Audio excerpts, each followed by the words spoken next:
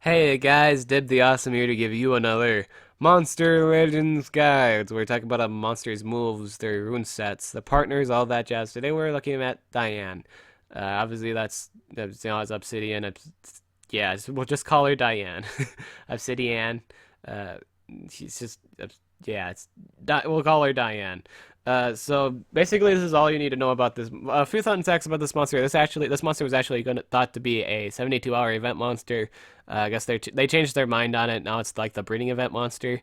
And some people that were really excited for this monster is okay with that.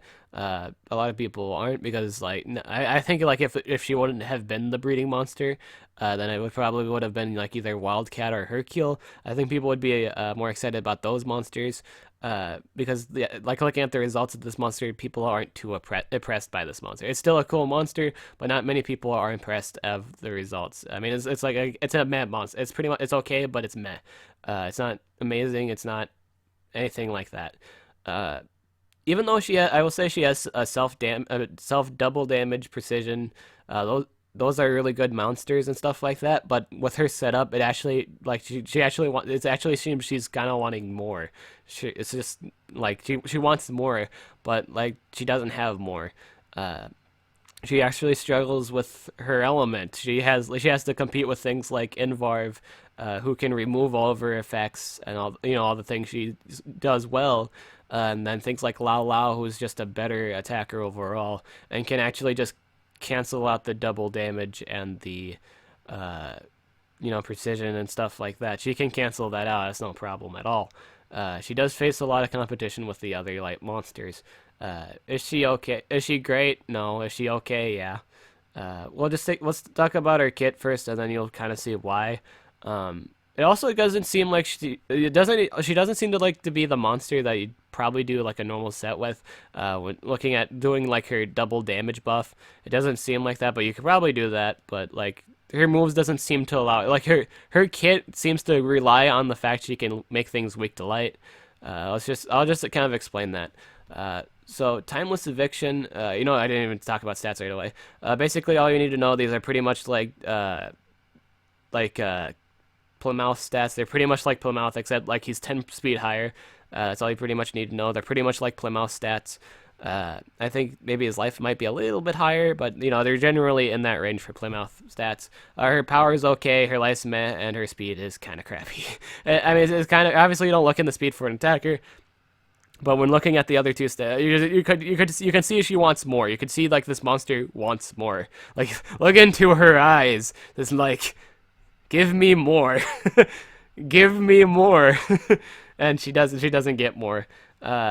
I think people would have been fine if she was just like a little bit better, not broken, but just like better. I mean, she could just be better. She doesn't need to be. Obviously, she doesn't like not every monster is not every monster is supposed to be broken, but like they should be all right. They should be good for situations. This one's kind of hard to use. I'm not gonna lie. Timeless Eviction. This deals very heavy light damage to all enemies. Mayday's targets requires cooldown. This move, I will not lie, this move is absolute crap if you don't run this move. If you don't run Blazing Weakness. Blazing Weakness makes all enemies weak to light enemies, requires cooldown. This monster kind of forces you to use this move. It actually is a move you kind of have to run. It's kind of something you just have to set up. Even if you just do the other thing, you have to set up. You have to set up. It's just the thing you have to set up. Regardless of what moves you choose with this monster, you have to set up. It's a setup monster, but her setup isn't. I mean, like her moves don't support her setup, I mean, like the setup is just kind of hard to chain through and stuff like that. She doesn't. She wants more. It feels like there's more there could have been, but it's not there. This is a pretty good move. She's the first one to do this. And it really works well with her single target moves, not so much with her AoEs. Her AoEs again, she's kind of like Plymouth. Just basically think of this monster with as Plymouth, but she doesn't do like any burning or poison she doesn't do any poison. Obviously, you can't do burning, but she can't AoE poison. I mean, she can't, like, she doesn't, this thing doesn't even do any damage. Blamhouse at least gets the common courtesy of doing at least some damage, not a whole lot of damage, but it's some damage. This gets no damage. You're literally spending a turn setting this up, and it doesn't even do a small amount of damage. You literally do no damage, so you can't even have your buffer set you up. If you have like a buffer, if you decide to use a buffer, you can't even set up, right away on the first turn. You have to wait till she's used this move, and then you set up with her. Inner Strength. This deals moderate special damage, gains damage boost, and gains precision. This runs on a 3-turn cooldown. I have no idea why this is on a 3-turn cooldown. Worse yet, this is actually her only special damaging move, besides Stupefy Punch. In some cases, maybe you just want to run Stupefying Punch, because it's spammable. It's a spammable damage move. It's a neutral damage move and stuff like that. You're just more so for the damage. Obviously, I'm not saying it's a good move. I'm just saying it's like spammable damage. This is on a 3-turn cooldown. You're not gonna kill any light monster with this. Maybe if you're like double damage boost, maybe, just maybe. But you're not gonna do much. Again, she actually needs to run Blazing Weakness, and if it's not up, her damage isn't there. It does actually seem more harmful to run this move. I might not even recommend this move. Honestly, it's not a good move. Glowing Sting deals heavy light damage, may blind target, requires cooldown. This is a 1-turn cooldown. This is actually, in terms of damage output, this is her best move. This is her best move right here. Relatively low cooldown, 55 damage. This is the move you run. In terms of like just heavy damage, like single target, this is the move you run. Severe Sunburn. This deals low light damage to all enemies, may apply damage reduction to all targets. This is good in situations where they themselves have a self buffer, or just like do AoE buffs. This is good for those situations. I will actually recommend this move, just so you can avoid that double damage. Cleansing Glow deals heavy light damage, removes all negative effects from itself, requires cooldown. You may run this move. This move's totally an option. I'd actually I'd actually recommend you run this move. Just more single target damage. Why not? And Sightless Revolt. Deals low light damage to all enemies, may blind all targets, this requires cooldown. I wouldn't really bother running this move all too much. Just run Severe Sunburn. Trust me, it'll help you better. It's better in most situations. No one's immune to damage reduction. Just do it. No, you can bring up the fact, but blind is so much better than do it. Just do damage reduction, trust me.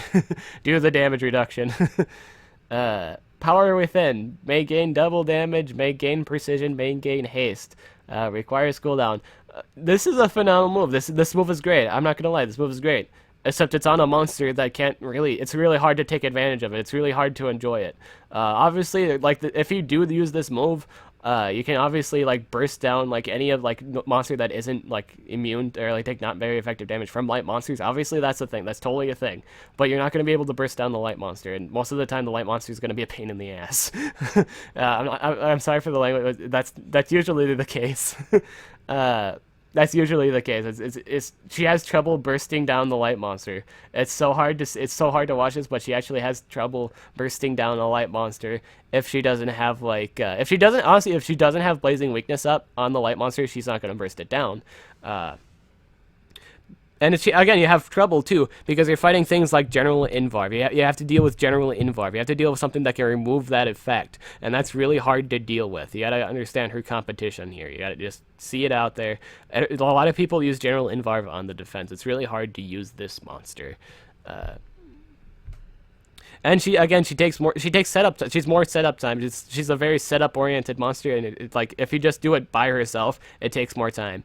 I will say in PvP she's a little bit more relevant in the fact you can just Blaze Weakness. I mean, your buffer has to wait a turn before she actually gets to do. I mean, the buffer gets to do anything.